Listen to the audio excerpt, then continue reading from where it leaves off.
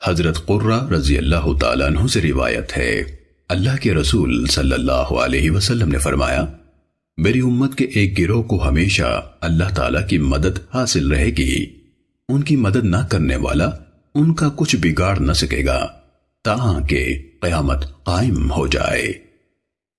سننے ابن ماجہ حدیث نمبر 6۔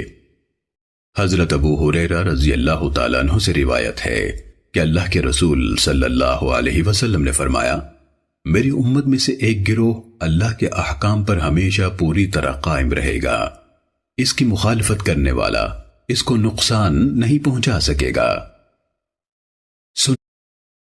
حضرت قرہ رضی اللہ تعالیٰ عنہ سے روایت ہے، اللہ کے رسول صلی اللہ علیہ وسلم نے فرمایا، میری امت کے ایک گروہ کو ہمیشہ اللہ تعالیٰ کی مدد حاصل رہے گی، ان کی مدد نہ کرنے والا ان کا کچھ بگاڑ نہ سکے گا تاکہ قیامت قائم ہو جائے۔